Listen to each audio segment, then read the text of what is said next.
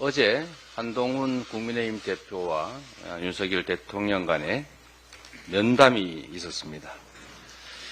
여러 가지 면에서 아쉽고 매우 안타깝다는 말씀을 드립니다. 정치를 복원해야 합니다. 최근에 아마 국민들 보시기에 정치가 참 답답할 텐데, 심지어 이 정치가 뒷골목 거시기들의 패싸움 같다, 이런 얘기까지 합니다. 존재를 인정하고 협의하고 조정해서 이견을 하나의 의견으로 만들어가는 과정, 그게 바로 정치 아닙니까? 상대를 제거하거나 아예 존재를 무시하면 정치가 아니라 이건 싸움이 됩니다. 다시 정치가 복원될 수 있는 길을 찾아보도록 하겠습니다. 제가 참 많이 지적했던 것인데, 배달 수수료 문제가 곧 이제 사회 문제가 됐습니다. 이미 예측했던 바입니다. 우려됐던 사안인데, 결국은 입법으로 강제를 해야 된다는 그런 논의가 나오는 상황이 됐습니다. 입법으로 강제하기 전에 자율적으로 시장에서 합리적인 결정이 있었으면 좋겠습니다. 지금 자영업자들이 너무 어렵습니다.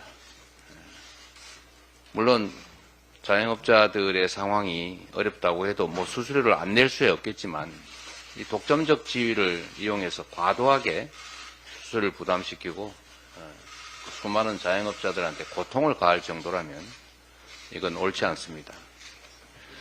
국회가 법으로 강제하는 그런 상황이 오지 않기를 바라고, 자율적인 협의가 잘 되기를 기대합니다. 노력해 주시기 바랍니다.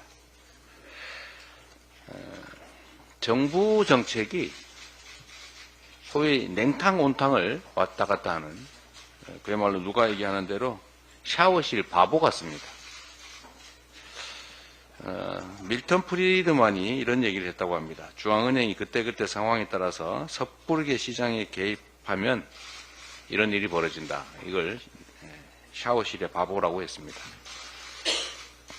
물을 틀었는데 뜨거우면 적당하게 중간쯤에 미지근하게 따뜻한 물을 만들면 되는데, 완전히 반대로 가가지고 차갑다가 차가워 이러다가 다시 또 따뜻한 데로 극단적으로 옮겨가지고 뜨거 이러다 결국 샤워를 못한다, 이런 얘기였습니다.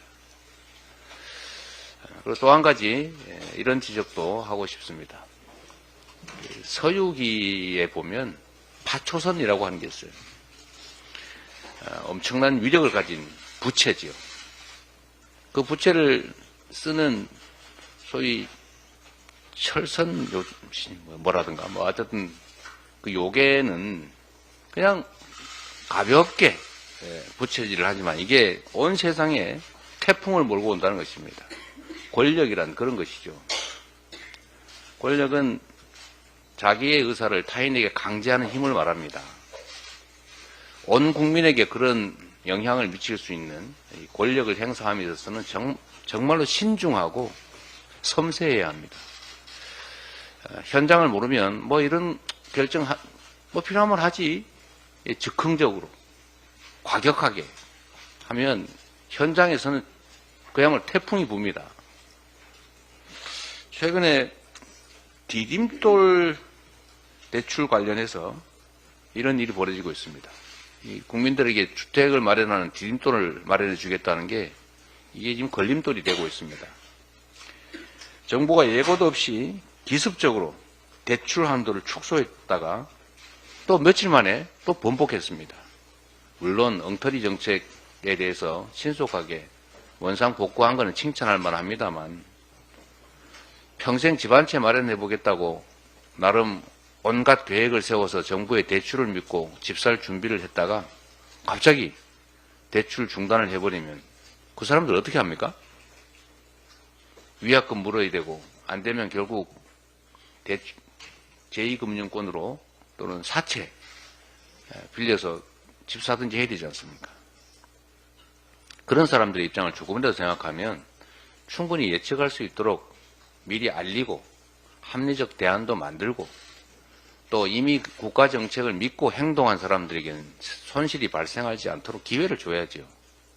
그게 정책 아니겠습니까? 정책은 좀 신중하게 해야 된다라는 말씀을 드립니다. 즉흥적으로, 과격하게, 마음대로 현장을 모르고 이런 정책들 오락가락 하지 않기를 바랍니다. 사실 그전에도 꽤 여러 번 이런 일이 있었죠. 만 5세 초등 입학. 이거 뭐 황당하지 않습니까? 갑자기. 또 예를 들면 의대 5년 축소 뭐 이런 얘기.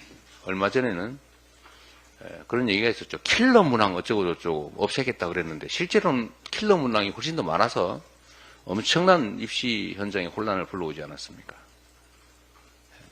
신중하게 정책 결정을 하기를 기대합니다.